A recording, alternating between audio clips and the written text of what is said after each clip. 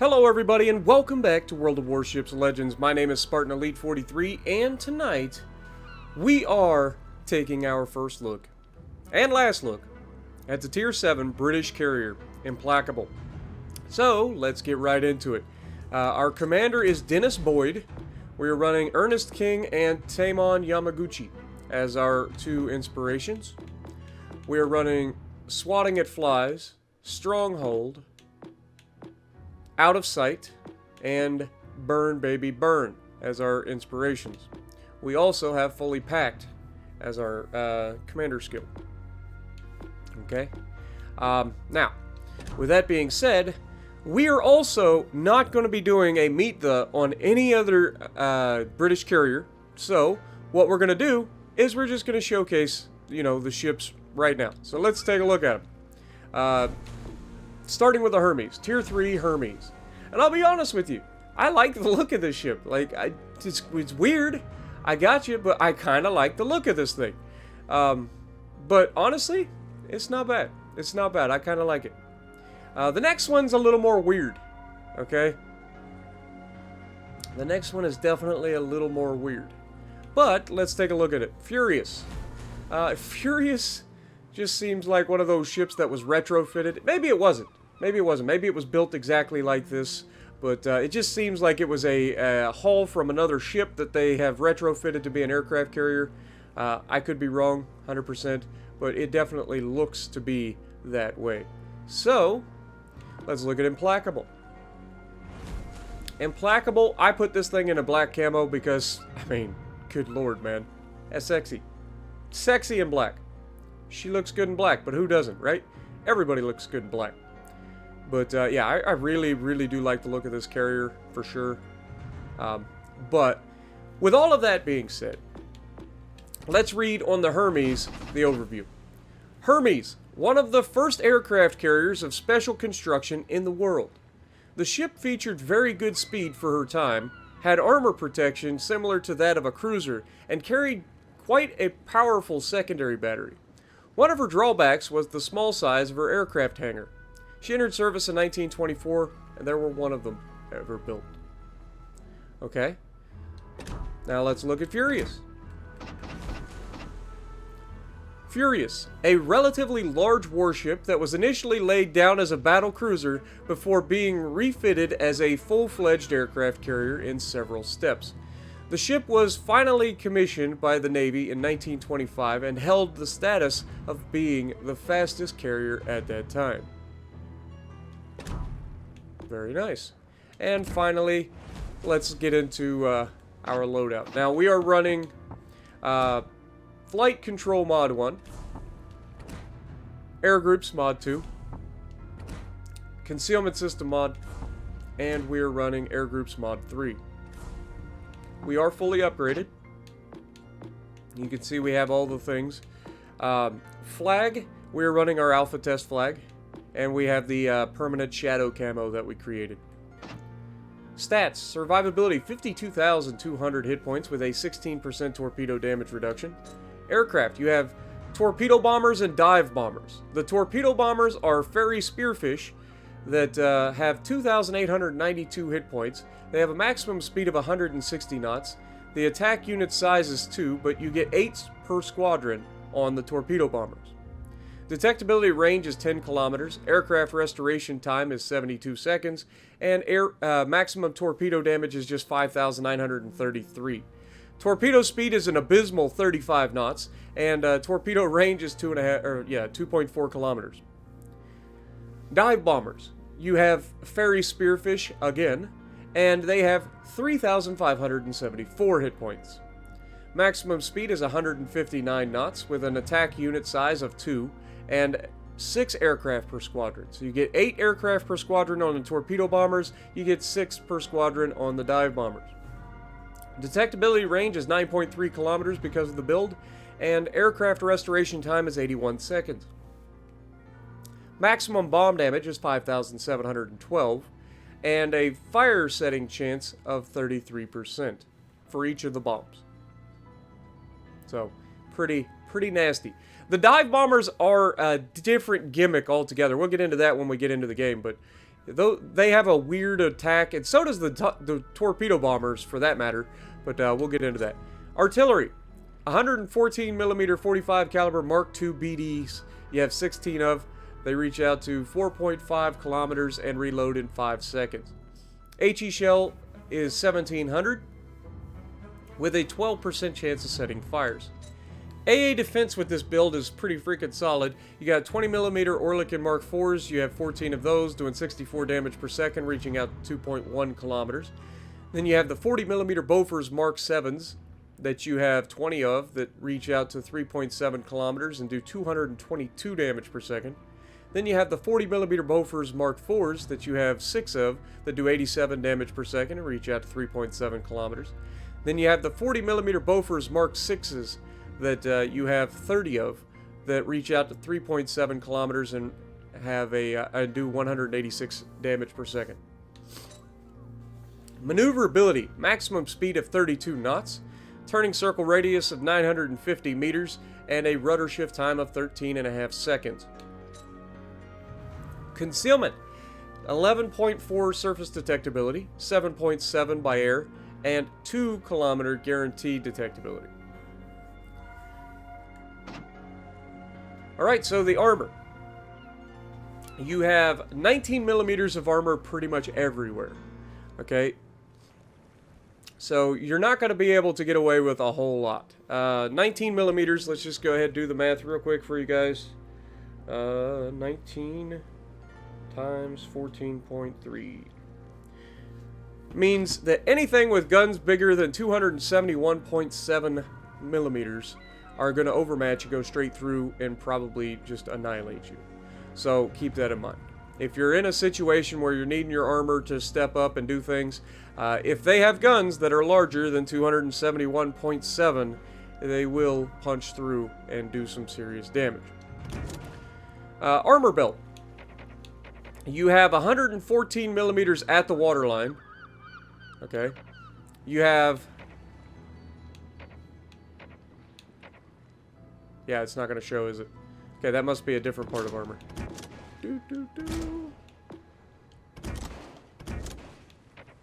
Okay, so 19 millimeters on the side. Right? Nope, 21. 21 millimeters on the side. So you can angle the side of the ship a little bit, but honestly, if you're giving the side of your ship up in an aircraft carrier, you're dead. There's just not much you're going to be able to do with it. So keep that in mind. And of course, the Citadel is a raised Citadel. It is center of the mast. So when you're shooting at this thing, shoot for that superstructure, and if it trails behind, then you're going to be fine. It is pretty small Citadel, but I mean, that's probably because the ship is so large. So keep that in mind. But you can absolutely punch this thing if it goes broadside. Overview.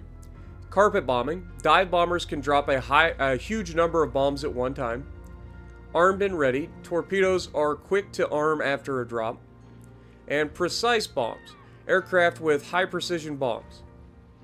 Okay.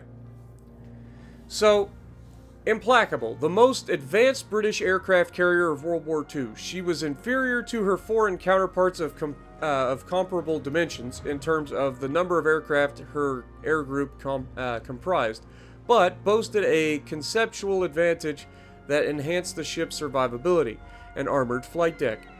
She entered service in 1945, and there were 2 of them in the series. Alright, let's take a look at it. And again, I like the look of this ship, especially in the black, not gonna lie. I also like the tripod mast there in the middle. But, yeah, I mean, it's just a good looking ship, and I kind of like all of the lower portions of the ship that are open. Just gives it a unique look from a lot of ships. Or at least a lot of aircraft carriers, anyway. I like all the openness of the lower decks. But with that being said, let's get to the gameplay. Alrighty, now let's get into it. We're going to have a double feature of this thing because honestly, I don't know what else I can do. Like, I hate playing carriers, man. I hate it. It's not fun. I don't understand why anybody would choose to play carriers over any other class in the game. Like, the feeling of hopelessness that is being a carrier player. Like, I don't understand it. I just don't get it. So, whatever. Whatever floats your boat, sinks your sub, and does all those things, more power to you, carrier players. I just don't understand. But we're going to get right in. We're in the Implacable, obviously. Again, we're not going to be showcasing the other tiers because, honestly, I can't bring myself to play them. It was bad enough playing this thing. I don't want to play any of the lower tiers. But there is basically a brand new worst carrier in the game, and that is the Implacable. I don't care what anybody says. Like, this is literally the worst tier 7 carrier by far. Why? Because it honestly has nothing good about it. Nothing. It has a high fire chance for its bombs. Oh wait, so does the Lexington, so does the Shokaku. They all drop bombs. They all have good fire chance. This thing's bombs are actually a gimmick. I don't think they're that useful. More often than not, the bombs go everywhere they have to avoid the ship that you're trying to hit anyway. Doesn't matter if you're going bow to stern, stern to bow, across the ship. It doesn't matter. It just seems like you'll get 1 or 2 hits with them, and that's it. You would think, being a carpet bomb sort of thing, that you go bow to stern or stern to bow on somebody, you're going to get 1,000,000 damage and 3 fires every time. It ain't the way it works. But, that being said, you can get some damage out of this thing. It just, like I said, watch this shot, right here. This is like the best strike you're ever going to get. He turns into them, we get two bomb hits and a fire. Yeah. That is basically what you can expect, and the torpedoes are pretty much useless. The torpedoes are literally the most useless things I've ever seen. The only thing that they ever work on is battleships that are basically stopped and not paying attention, because they literally do barely enough to catch up to a moving target. And if it's a destroyer, forget about it. If it's a cruiser, forget about it. Like, you can catch a battleship, maybe, but more often than not, the speed of these torpedoes is so freaking stupid that there is no chance that you're actually going to hit anything that has half a brake. Like, battleships can just turn and avoid them because they take so long to get to the target. Even though they arm very quickly, meaning you can drop them super, super late, like, that is the only way you hit anything. Otherwise, you have to lead everybody 30 years into the future predicting what they're actually going to do and pray that they somehow run into them still. But you can see, I start off the match, I'm using these HE bombers because honestly they're the easiest thing to get damage with on this thing, because like I said, the torpedoes are pretty much useless. They don't hit for crap, and they're slow as hell. So this is the only way I've found to really get any serious damage, and that is to pray to God that you get some sustained fires. That is it. But we're going to come over top of this Bismarck again, we're going to hit him again, and we're going to get another fire, I believe, here. Nope, I lied. We get 1 bomb hit that time, and no fire. And then we're going to lose all of our planes immediately thereafter, which brings me to another thing. These things are supposed to be the crunchiest planes, right? They're supposed to be the healthiest planes of all of the planes that are available currently in the game. These are supposed to be healthy. These things get shredded like freaking toilet paper, man. Like, for real. I don't understand it. Like, I thought that, you know, going in, when I saw the health of these planes, I was like, oh, these planes should be pretty healthy, should be able to get multiple strikes off. No! No, you literally get 1 strike off, and your entire freaking fleet, or like, your entire air group is gone. And it doesn't matter what's shooting at you. Like, if it's a destroyer, you're shredded. If it's a cruiser, you're shredded. If it's a battleship, you're shredded. It doesn't matter. It's like, you can't attack an enemy more than once in this. Like, you just lose all your planes. You try to avoid the flak, you try to do all the things, you get ready to do as much as you can, and you lose all your planes anyway. It's like, no matter what you do, all your planes are gone. So all you can do is try to limit how many planes you send into each engagement. You have to have enough planes to make it to the target to begin with, and then when you do actually get your strikes off, you don't want to have too many planes because you're going to get all of them shot down. But Bismarck goes down to our Udachi, gets finished off. We've got 18,000 damage. We've already had a decent start to this match. And our team is going to do a pretty good job of just wrapping around, grabbing the bases as they allow them. But I'm going to try to push in here. And you'll notice, I think it's this torpedo strike here, where I start getting shot at by AA on my left. Now, I haven't dropped any of my planes. We get 8 planes in this air group, so we've got to keep that in mind. We're going to lose a lot of planes here because I'm a doofus. I forgot to drop the torpedoes. But we're going to come in here and we're going to try to predict what this Shimakaze's doing. Remember what I said about these torpedoes being absolutely useless against anything with half a brain. Well, turns out we actually do get an idea of what this guy is going to think about doing, and we catch him with a torpedo right on the bow for 5,000 damage. So, it's rare, but it is possible. You can actually predict what people are going to do, even with 30-knot torpedoes, which is stupid. Like, who thought that that was a good idea? Like, this is the slowest torpedo in the game. By far. It isn't even close. We dropped torpedoes there, trying to get the torpedoes off before we get a chance to lose all of our planes. And I think we get a torpedo potentially hitting the Iowa. I don't know. I don't remember. But, yeah, I just feel like I'm helpless in a carrier, man. It's like, no matter what I do, like, if the game is anything other than, like, over in 5 minutes, you've got a chance. We actually get 2 hits and 2 floods on that Iowa, because reasons. But the Iowa, of course, damage content, so it doesn't really matter. So, even though we actually did a really good torp run there on that last air group, you can't count on that very often, because more often than not, these guys, and you can see the Shima is braking for me right now. I've got no support out here. I've got a destroyer over here, but he's got 2 cruisers near him. And so we're gonna try to drop these in the water, but then we're like, oh, we can't get the drop off. We just can't. So we go ahead, we drop these out ahead of this cruiser that's over here. Not intending to hit him, but I'd rather have a chance of hitting something than not hitting anything at all. We go ahead, call our planes back. We're gonna go ahead and try to switch over to our HE bombs. You can see the Shima is engaging us. We've got cruisers out here trying to engage us. We're gonna turn away from the threat. And we're going to try to avoid getting obliterated, and we're going to request support. Now, the good news is these guys chasing me is not helping their team at all. This Shima coming out here, he's leaving all of my teammates alone, which is great. That's going to allow them an even bigger advantage when they go into fight, so I'll take that. And on top of that, having 2 cruisers here as well, coming after me, is going to help us in the long run too. Again, even if you can't necessarily do the damage that you would like, here we're going to test out a drop. He's going into the carpet bomb, and we get a hit for 1 hit. I don't understand how these bombs are supposed to be used, because no matter which way I try to drop them, it just seems like we get 1 or 2 hits, and it does basically no damage, and maybe you get a fire. Sometimes you get a double fire if you're really lucky. But you can see, it is actually easier to hit destroyers with these carpet bombs than it is regular HE bombs from, say, the Lexington or the Shokaku. Because there's more of them, so there's just more of a chance that you actually hit the target. But you're still not getting multiple hits more often than not, you're just getting a single hit. Here you can see he slams on his brakes, turns in, he's going to avoid these narrowly.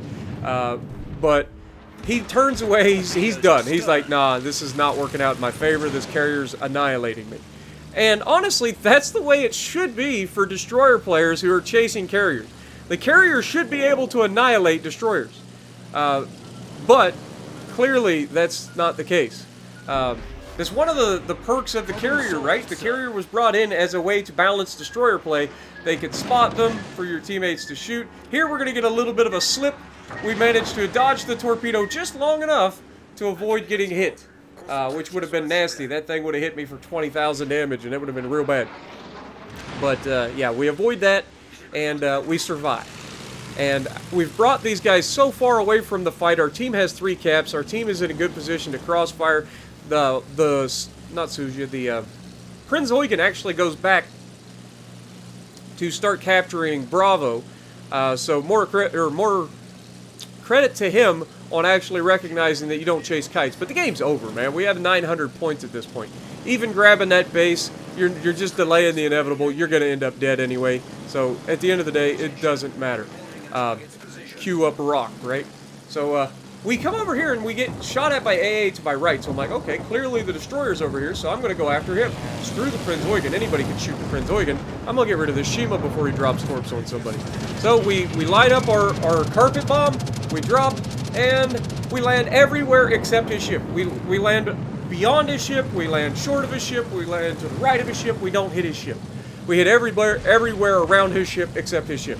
And that's what I've been noticing about these bombs so far, is it just seems like, even battleships, it happens with battleships too, it just seems like they only shoot like, everywhere where the target isn't. So I take the shot here, hoping that I release a little sooner. No, we still miss him. It still goes exactly where it has to avoid him. I know we hit the island there with a couple of them, but still, it just seems like they go wherever they have to avoid actually hitting a target more often than not. But, I mean, that's the way it works with battleship shells, too, so I can't really complain. Personally, I'd rather see the carriers not do, you know, huge amounts of damage, but if you thought this was coming in to replace the Parseval, no, Parseval's still the most broken freaking carrier in the game. It's got all the advantages. I don't understand why they don't think that ship is overpowered, or maybe they do, I don't know. But as far as the carriers go, the Lexington and the Parseval is where it's at. So first game in, you guys see 37,000 damage. Like, these are the games that I'm putting up in this thing. I can't stand it. Like, I know I suck in carriers. Like, I'm not even like gonna beat around the bush. I suck in carriers. I don't claim to be anything in carriers. I don't want to be anything in carriers. But at the same time, I don't know what the appeal is for people that play carriers. Like, you feel hopeless. Like, the Parseval, if you're going to play a carrier, might as well play the Parseval. That thing is ridiculous. The Lexington, I can at least see a argument for that with the HE bombs. But even then, you're relying way too much on RNG, because you only get a couple bombs dropped, and they tend to do exactly what these bombs do. Whereas with the Parseval, you can wait till the last second and drop, and you'll hit almost every single time with the bombs. And then on top of that, you also have great torpedoes. So you've got all the things, and you can see, once again, we're starting off, we're going to be juggling our planes. I don't know what you call it. I call it juggling, but I don't know what else to call it. But we're saving our planes. We want to drop at least two planes off. That gets those planes back to get ready for the next set.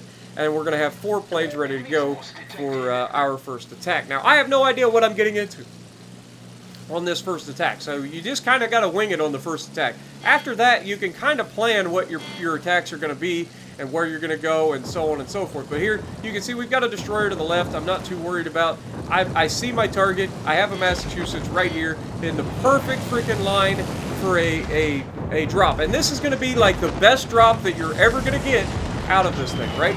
So we get a shot, and boom, we hit it with multiple bombs. 5 bombs hit target. We get 2 fires. We get 8,000 damage and 2 fires. Obviously, he's going to damage con that, right? So now we've got potential to get a permanent fire on him, and that's what we're going for here. So we start out, we got to juggle some planes. We drop off our extra 2 planes and go in with 4 planes once again. And we're going to try to get this man on a permanent fire. We get an American battleship on a permanent fire, you know, 3 minutes into the match, we're doing pretty good.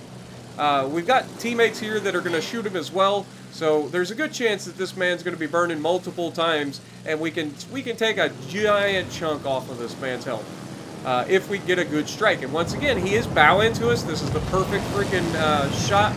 Like, this is, you can't ask for a much better drop than this. He's coming towards us. We drop towards the bow because these are very slow falling bombs, and we get another fire on him. We hit with 4 bombs, and we managed to do another decent chunk, plus set that permanent fire that we were looking for. Now, once again, we come back with another full set here. We're going to drop off 2 planes, which means we're going in with 3 planes this time. And this is what you have to do. I don't know any other way to do it. Like, you cannot take full squadrons in against anything anymore. Or at least not from what I've seen. Like, I've tried, and it just, every one of your planes gets shot down, and you are deplaned in 3 minutes. And then you're just useless. So, this is the only way I've found to really, like, stop losing so many planes and keep yourself in the fight doing damage longer, is to drop some planes early, and that way you're not losing as many planes when you go in after these guys. Remember, you don't have invulnerability anymore. You have a minus 50% reduction in your damage taken by your plane, so that's a good thing. I don't think planes should be invulnerable. I think that's ridiculous. I don't think there's any reason planes should be completely impossible to shoot down. So I don't hate it, and as a player that doesn't play carriers, like, I think that that's a good thing. I still think that this thing is incredibly weak and probably will get buffed in the next update, probably. But we're going to take a shot at a Gneisto here. We knew that this was going to be an easy drop. We get 4 bomb hits total. We get a decent chunk, and we get a fire on him, which I believe is a permanent fire because he's been under HE spam for a while. So now we're going to pull out the torpedo bombs. We've pretty much exhausted our guys. We got to give our HE bombers a chance to reload. So we're going to go back in with torpedo bombs. Now this is again one of those times where you got to drop some of these. You don't want to lose all your torpedo bombs right away. So you drop a couple. I like to go in with a half air group, which is 4 out of the 8. So we drop 2 times with these, so that we go in with 4 planes, and then you've got, you know, the next set ready to go. And so here you can see I'm trying to line up a strike on this Massachusetts. This is a terrible plan. Like, this was like a dumb drop. There was no way I was going to pull this off.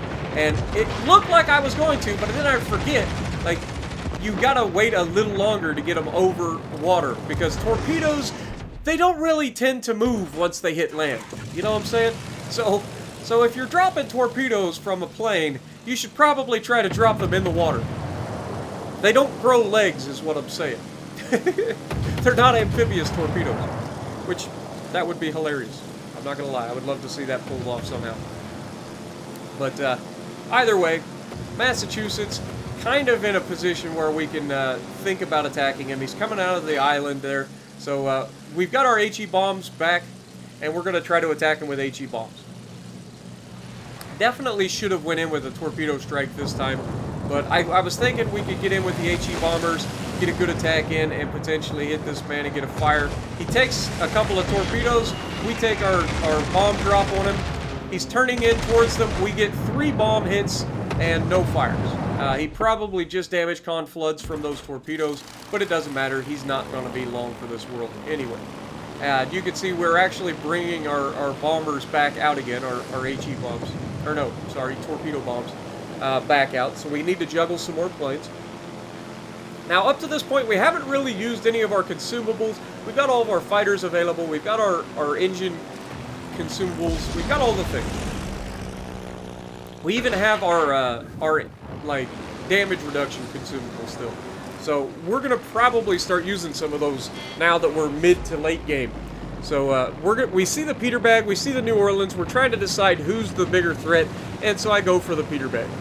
First of all, I think that the New Orleans probably has better AA than the Peterbag, so I go in for the Peterbag anyway. And so we're lining up a torpedo strike on this guy, and I'm not gonna lie, completely screwed the pooch here. I forget just how freaking slow these things are, and I rushed the drop a little bit too much. I ended up dropping at like 0.3 seconds left before it cancels the drop, and you can see those miss by miles. I forget how slow these things are, and so when you're trying to get them right, you kind of screw it up. So here you can see, this one should be a pretty easy drop. He's reversing towards us. We were able to come in and drop a single torpedo, and we're going to get a nice hit out of it, taking us up to 35,914 damage. And that's when I spot the Hipper. And this is where you start to get a little worried now in the carriers. It used to be you wouldn't worry about this because carriers were completely like destroyers, like you couldn't see them. But now, because we do have to worry about our concealment, this Hipper is right on the edge of our concealment, so we've got to start working on him and planning our escape. And you can see I did start to plan our carrier to get out of harm's way. But you can see the Hipper is coming right at us. Our team has taken the He's going to have us detected officially now. So he can see us. He's turning to fire full broadsides at us. You can see I'm trying to predict what he's doing, and then he kind of turns in, so we drop straight into the bow. We get the best RNG on the planet and get 2 torpedoes side by side connected to one another and hit that man on the bow with both of them. So that was like best case scenario. Now here's like where you don't want to be dropping these torpedoes, and that is chasing any sort of cruiser or destroyer, because you're not going to catch them. They're just too fast. And you can see those are going towards the guy, but by the time that those torpedoes actually manage to get, or that torpedo manages to get anywhere near that cruiser, I think the cruiser can just flat out outrun it. I don't think he has anything to worry about. So you don't want to be dropping over the rear unless they're backing up towards you. You have to plan ahead with your torpedoes. These torpedoes are just awful. But you can see we turn away to keep him from farming us with AP, because that's what he was doing. You see, he chunked us pretty good. Took 20k of our health pretty easily. So we're trying to turn away, limit the amount of damage he's going to get. He's going to have to switch to the HE if he wants any more damage, and he's going to he's not going to get much damage out of it with the HE because we have that armored deck. So we take a good drop on him here, and we get one bomb hit for basically nothing. We're up to 43,000 damage. You can see I call off the next strike. I go ahead and I pull out my torpedo bombers and I try to line up. And this is what I'm saying. We've gotten to the point where we're pretty much deplaned at this point. So that limits our potential. And that's something that you got to do really well in carriers if you want to have like good full squadrons late in the game. But honestly, I just don't. I don't do that very well. I try, and then I just start dropping everywhere and losing planes left and right and center. It's just not good. But here we think about dropping the Hipper, and then we realize he's dead, so we don't need to actually drop him. So we just keep going. Now, you don't have to drop the bombs. You can fly back out of it. And you can see I'm going to try to plan, have my carrier turn itself back around and head back in, because we want to be as close to the enemy as possible. We got to try to find out where this carrier is hiding, try to get him spotted for the team.